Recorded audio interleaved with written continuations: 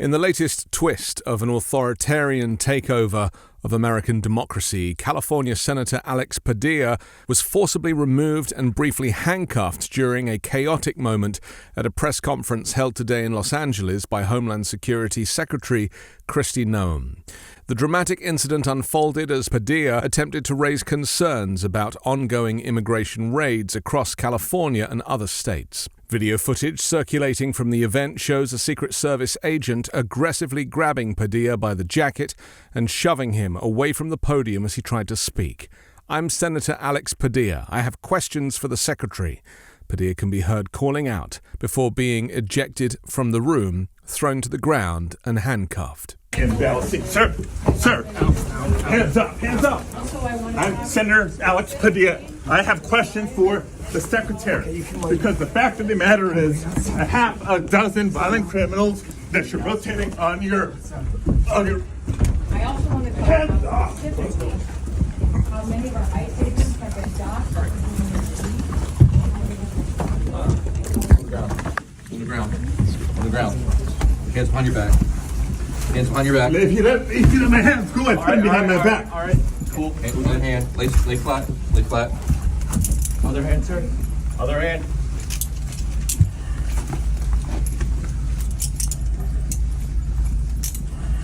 There's no recording allowed out here.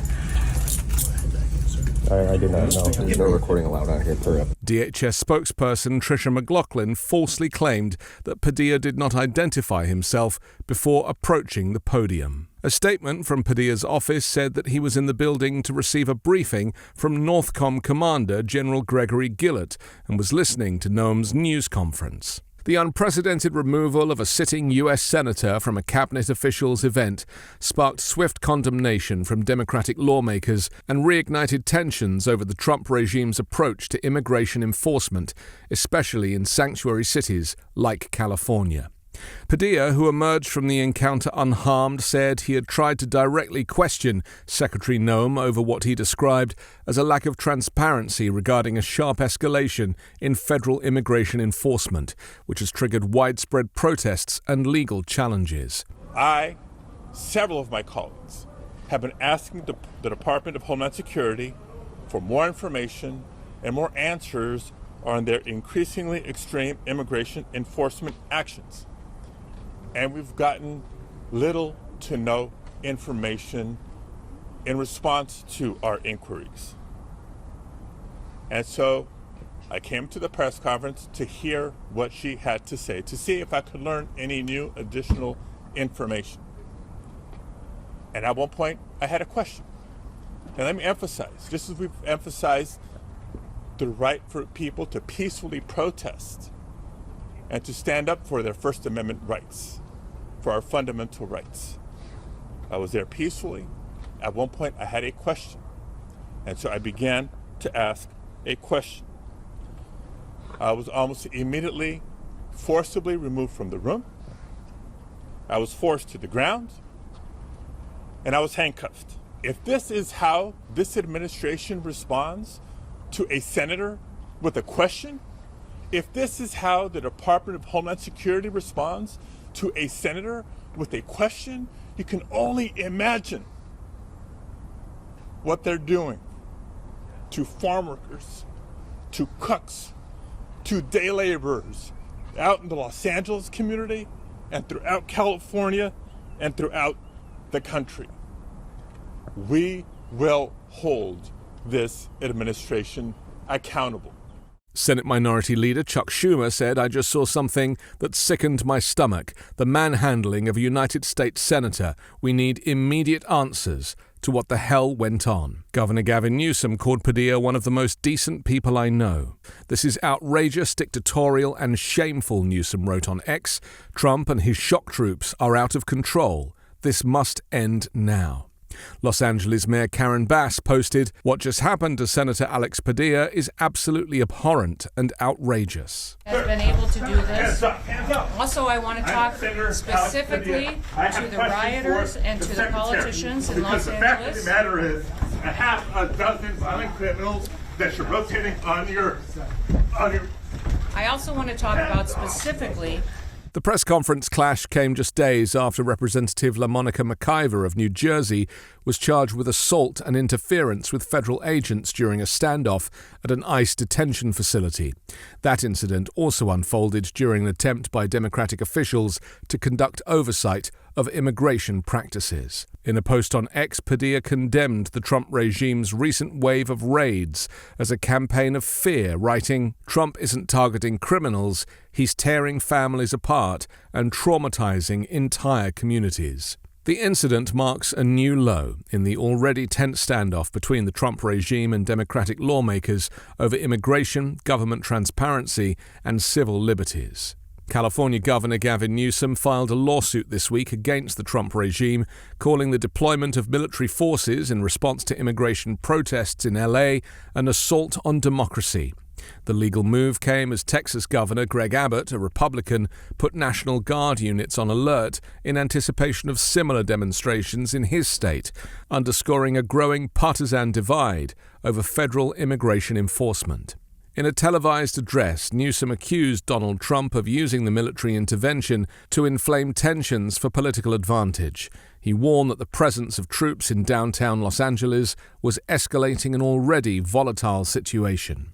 On Saturday morning, when federal agents jumped out of an unmarked van near a Home Depot parking lot, they began grabbing people, a deliberate targeting of a heavily Latino suburb. A similar scene played out when a clothing company was raided downtown. In other actions, a U.S. citizen, 9 months pregnant, was arrested. A 4-year-old girl taken. Families separated. Friends, quite literally, disappearing. In response, everyday Angelenos came out to exercise their constitutional right to free speech and assembly, to protest their government's actions. In turn, the state of California and the city and county of Los Angeles sent our police officers to help keep the peace. And with some exceptions, they were successful. Like many states, California is no stranger to this sort of unrest. We manage it regularly and with our own law enforcement. But this, again, was different. What then ensued was the use of tear gas, flashbang grenades, rubber bullets. Federal agents detaining people and undermining their due process rights.